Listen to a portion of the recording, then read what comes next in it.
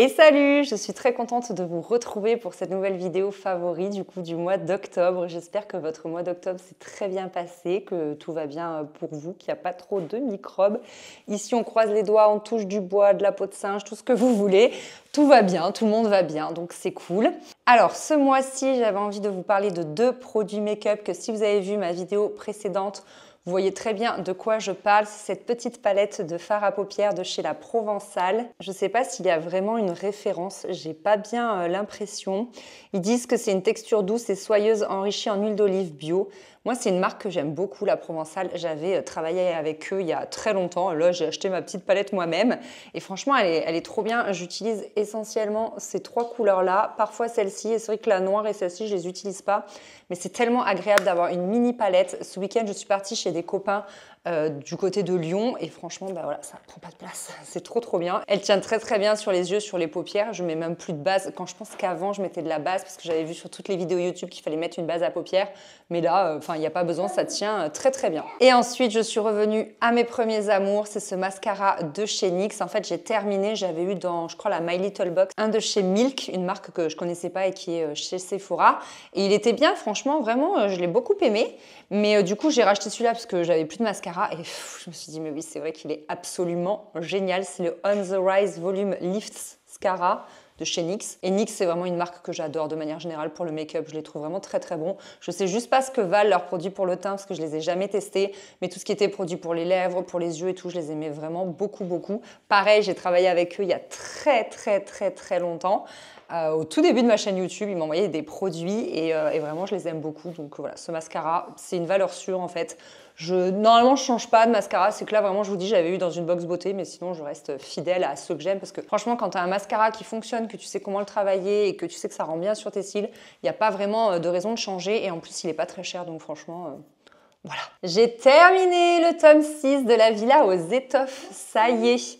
Donc, on termine la Deuxième Guerre mondiale et je ne vous raconte pas la suite, mais on sent qu'il y a un petit dénouement. Néanmoins, il n'y a pas vraiment de fin. On sent que ça laisse l'ouverture pour un tome 7. Je ne sais pas s'il est déjà... à mon avis, vous savez mieux que moi.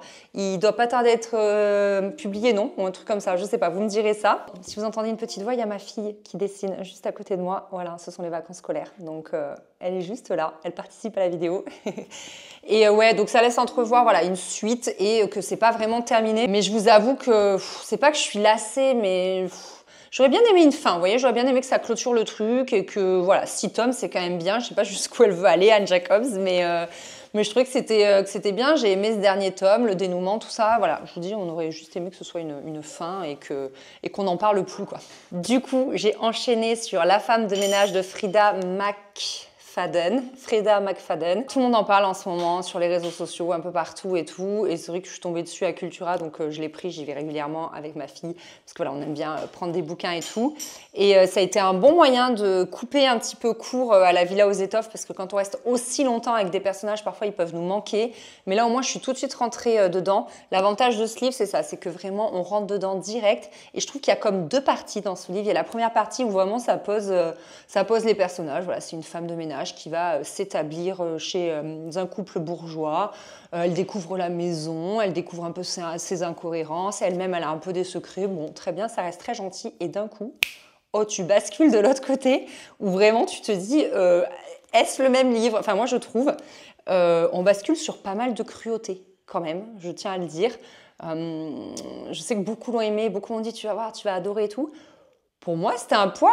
c'est pas ultra violent, hein, vraiment, vous inquiétez pas, mais... En fait, je me dis, est-ce que ça existe vraiment? Est-ce que ça peut arriver, ce genre de choses? Est-ce que ça arrive? J'imagine que oui. Enfin, du coup, il y a un tome 2, un tome 3, j'hésite. Mais c'est ça, thriller psychologique. J'aurais peut-être dû lire, non pas la 4e de couverture, mais ici, là. Je pense que c'est pas tout à fait mon truc, en fait. Elle est par ailleurs médecin spécialisée dans les lésions cérébrales.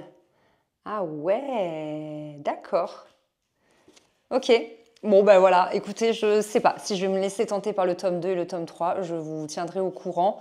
Mais là, j'avoue que juste après, je sais pas ce que je vais lire. J'ai une grosse pile de livres sur ma table de nuit, donc je ne suis pas en reste. C'est juste qu'il faut que je choisisse voilà, ce que j'ai envie de lire, dans quelle ambiance j'ai envie de me plonger. Côté série, on a regardé et terminé Nobody Wants This, qui est dit en français Tout mais pas ça, avec Kirsten Bell et Adam Brody. Voilà, j'étais trop contente de retrouver ces deux acteurs ensemble. Adam Brody, moi je l'ai adoré dans Gilmore Girls, c'était le petit ami de Lane, on le voit pas beaucoup, mais je le trouve très charismatique et là de le retrouver vraiment des années après, j'étais trop contente et je trouve que les deux ça fonctionne vraiment bien.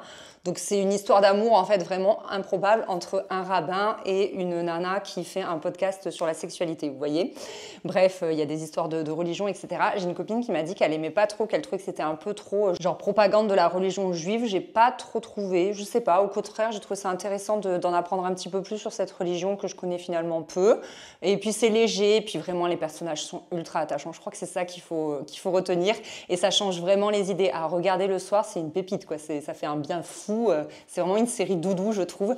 J'ai bien aimé, vraiment, il y a un bon rythme et tout, c'est rigolo, c'est vraiment une bonne série quoi. C'est hyper réconfortant pour le soir. En plus là, voilà, ça y est, il fait nuit à 17h30. Je pense qu'on a vraiment besoin d'une série doudou et si vous la cherchez, c'est celle-ci. On a commencé à regarder le film Sibylle, je ne sais pas pourquoi, mais je pense que de toute façon ils sont en train de l'enlever de Netflix, donc vous ne pourrez pas le retrouver, avec Virginie Efira et Adèle Exarchopoulos, là je sais pas quoi. J'ai jamais vu de film avec Adèle, bien sûr que je sais qui c'est, mais j'ai jamais vu de film avec elle. Et en fait, on n'a pas terminé le film avec Chris, on n'a pas aimé du tout l'ambiance, je sais pas, j'ai trouvé ça un peu pervers et tout, je sais pas si vous voulez regarder, donc bref, en tout cas, je ne vous le conseille pas. Et là, hier, on a failli terminer Un couple parfait avec Isabelle Adjani et Nicole Kidman, mais j'étais trop fatiguée. On rentrait jeudi de notre week-end chez les copains et je me suis endormie, puis sûrement un peu au changement d'heure et tout. Je dis écoute, on terminera l'épisode demain, c'est dommage, c'était le dernier épisode. Donc en fait, ça raconte, il va y avoir un mariage. Donc on est dans la grande villa d'une famille richissime sur la côte et tout. C'est une villa magnifique et tout. Et donc un de ses fils se marie. Et il s'avère que la meilleure amie de la future mariée est tuée la veille du mariage. Donc voilà. Là aussi, on découvre les dessous du truc.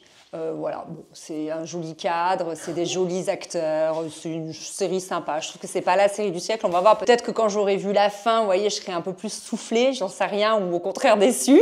Je vous en reparlerai. Mais là, pour le moment, c'est une bonne série qui se regarde bien. Et j'avais hâte, hier soir, de savoir la suite. J'ai dit à Chris, ça fait 4 jours qu'on n'a pas regardé notre série. Moi, je veux savoir la suite, on regarde ça ce soir. Et puis bon, vous voyez, je me suis endormie. Donc bref, la suite au prochain épisode. Dites-moi en commentaire si vous avez aimé, parce que je pense que d'ici là, je l'aurai terminé. Donc il n'y aura pas de spoil. Voilà tout le monde, cette vidéo est déjà terminée. J'ai rien d'autre à vous raconter de spécial. Je suis contente parce que ce mois-ci, j'ai lu 2 livres. Donc c'est vraiment pas mal. Voilà, c'est chouette. De toute façon, j'adore ça, lire. Mais c'est vrai que le soir, je suis fatiguée et souvent, je lis 2-3 pages et plouf, il n'y a plus personne. Donc voilà, écoutez, je vous souhaite un très beau mois de novembre. Et puis, on se retrouve dans un mois pour ce même type de vidéo. Et puis la semaine prochaine pour une autre vidéo. Voilà, je vous fais des gros bisous. Salut!